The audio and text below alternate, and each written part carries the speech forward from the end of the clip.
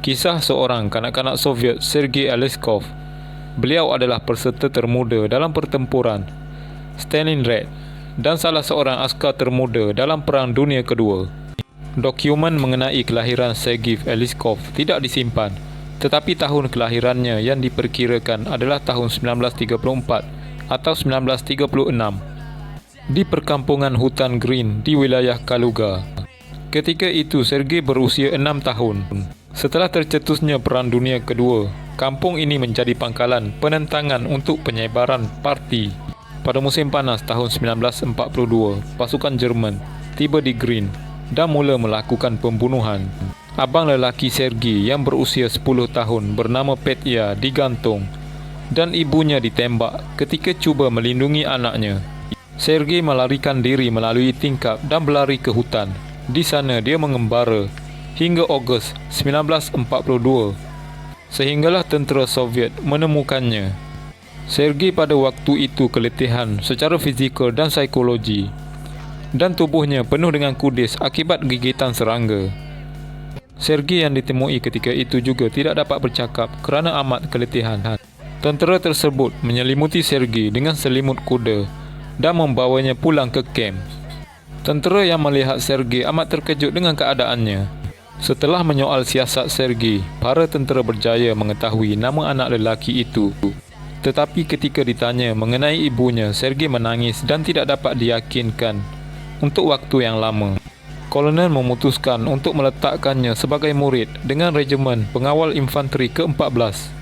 Dari Guard Rifle Division ke-47, Sergei diberi bantuan perubatan dan menjahit seragam tentera yang sesuai.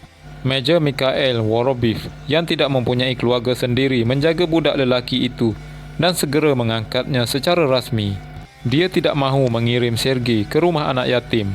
Ketika berbual dengan ayah barunya, Sergei mengatakan bahawa dia teringin melihat perawat yang merawat dirinya, iaitu Nina Bedova, menjadi ibunya. Maka setelah itu, ayah angkatnya telah berkahwin dengan Nina.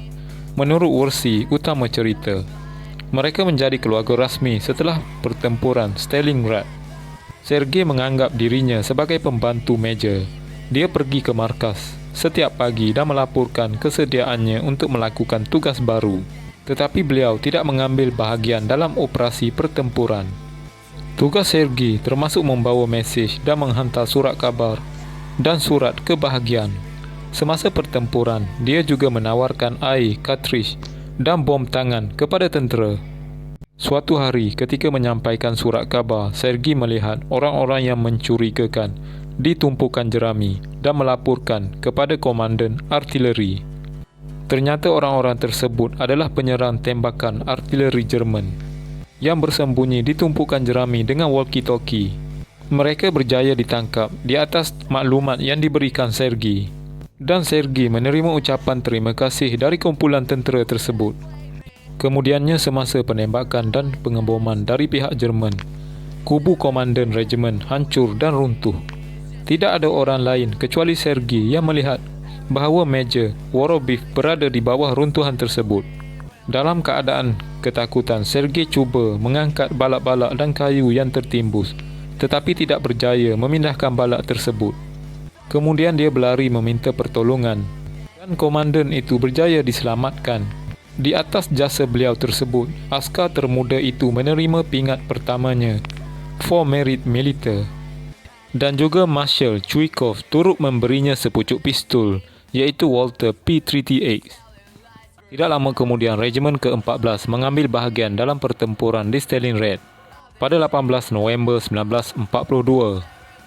Sergei bersama dengan askar satu kompeni jatuh di bawah tembakan mortar. Dia tercedera di kaki dan dihantar ke hospital.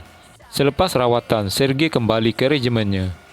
Tidak lama kemudian, seluruh wilayah dibebaskan dari tentera Jerman dan mangsa yang selamat dari kampung Green menjelaskan bagaimana Sergei telah menjadi anak yatim.